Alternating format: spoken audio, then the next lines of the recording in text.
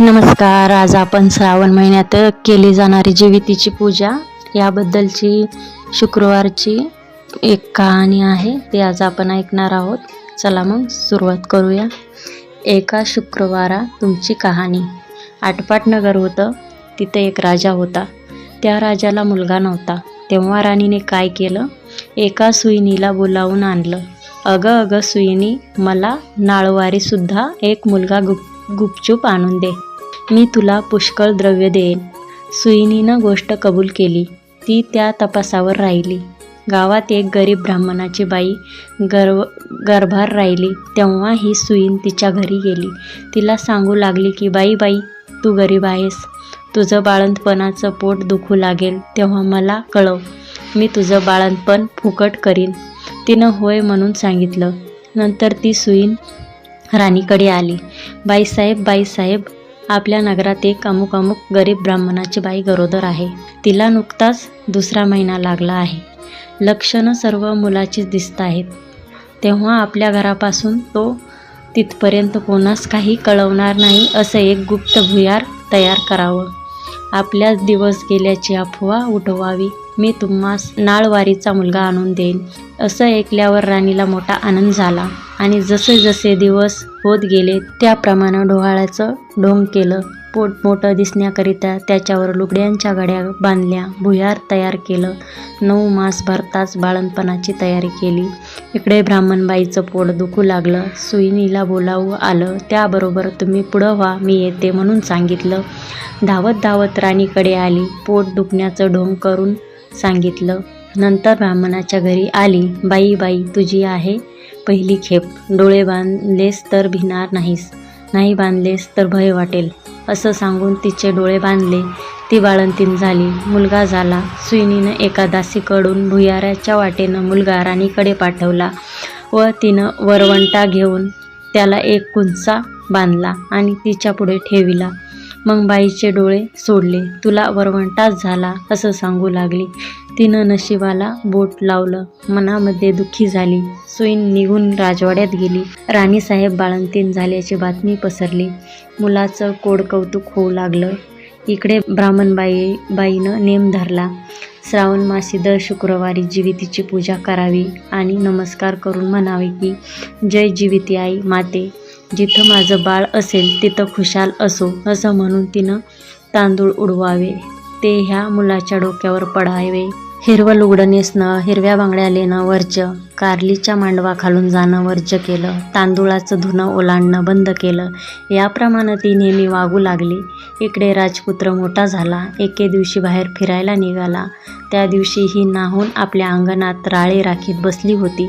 तेव्हा याची नजर तिच्यावर गेली. हा मोहित झाला व रात्री तिची भेट घ्यायची म्हणून निश्चय केला. रात्री तिच्या घरी आला. दारात गाय वासरू बांधली होती. चालता राजाचा पाय वासराच्या शेपटीवर पडला. वासराला वाचा फुटली. ते आपल्या आईला म्हणालं, कोण्या पाप्यानं माझ्या शेपटीवर पाय दिला. तेव्हा ती म्हणाली, जो आपल्या आईकडे जावयास भीत नाही तो तुझ्या शेपटीवर पाय देण्यास भिल काय. हे ऐकून राजा माग परतला आणि घरी येऊन आपल्या आईपासून काशीत जाण्याची परवानगी घेतली. काशीत जाऊ लागला. जाता एका ब्राह्मणाच्या इथे उतरला. त्या ब्राह्मणाला पुष्कळ मुलं होत होती, पण ती 5वी 6वीच्या दिवशी जात असत. राजा आला त्या दिवशी चमत्कार झाला. 5वीचा दिवस होता. राजा दारात निजला होता. 6वी रात्री आली आणि म्हणू लागली, कोण ग मेलं वाटेत पसरलं आहे. जीवती उत्तर करते, अगं माझं ते नवसाचं बाळ निजलं आहे. मी काही त्याला ओलांडू देणार नाही. मुलगा आज जाणार म्हणून त्या मुलाची आईबाप चिंता करीत बसली होती. त्यांनी हा संवाद ऐकला.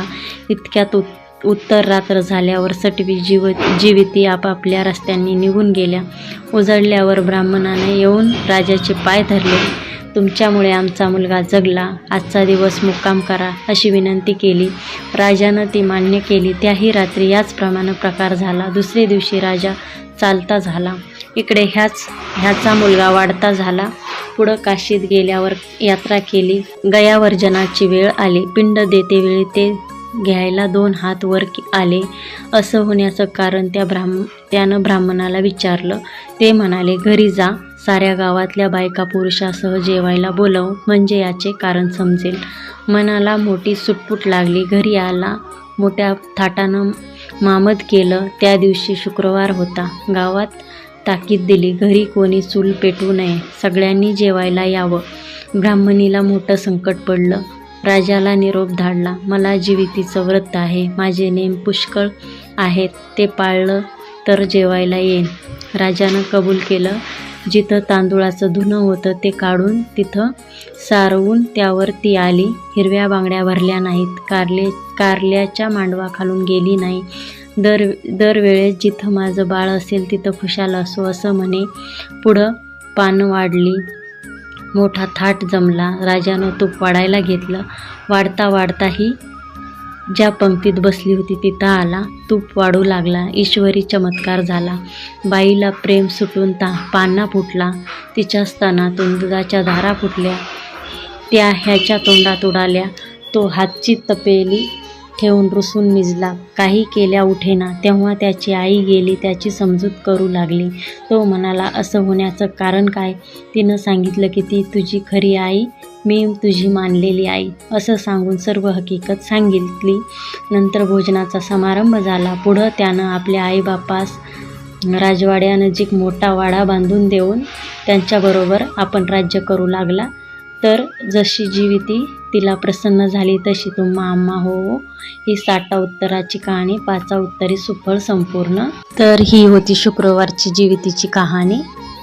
अशाच कहाणी आणि माहिती घेण्यासाठी आपल्या चॅनलला सबस्क्राईब करायला विसरू नका. धन्यवाद.